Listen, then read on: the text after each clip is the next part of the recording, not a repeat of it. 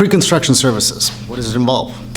Now, in a general contracting sense, and for a construction company, there are a few different services that we can provide. It can be estimating, design build services. A lot of that stuff comes in the pre-construction phase. But today what I want to focus on is what services can we provide, do we need to do once we secure a project. Now these things are vital to actually have in order to make sure a more streamlined project, to make sure that your timelines are tight. I'm here at a new project of ours in Toronto that we're going to be starting in the next couple of weeks. I have a meeting with the clients. Again, we want to go over scope of work, timeline, schedule. So right off the bat, first thing is determine what your client's needs and goals are. That's generally laid out beforehand, but sometimes it's always nice to have that added meeting to reconfirm all of the key parameters for a project.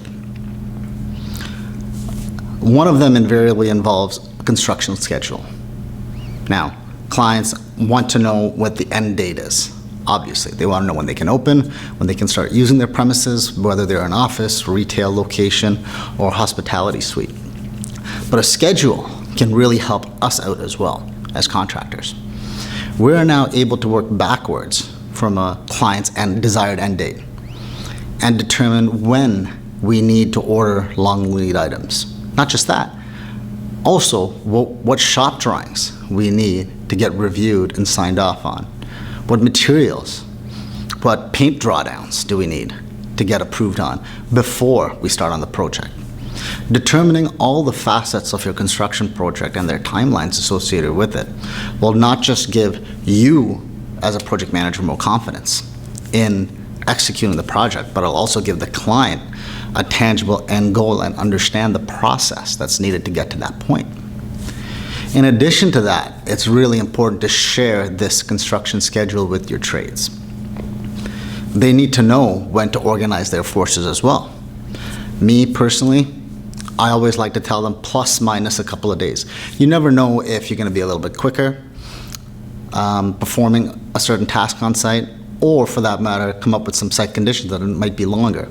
So keeping in touch and giving your sub-trades and suppliers as much notice so they can kind of plan out their schedule with yours is imperative.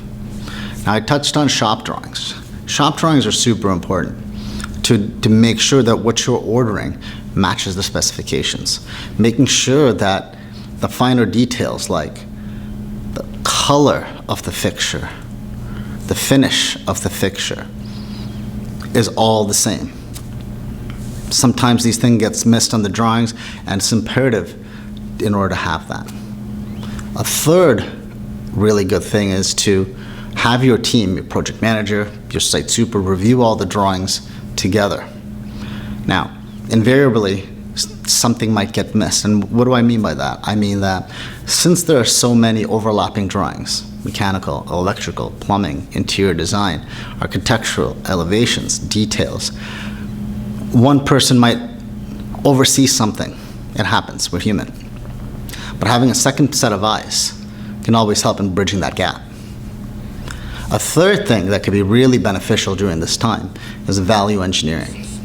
Value engineering really only comes into play when you're dealing with independent business owners predominantly.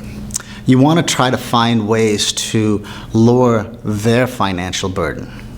You still want to make sure that the design aesthetic is achieved, that the functionality is there, that it's going to last.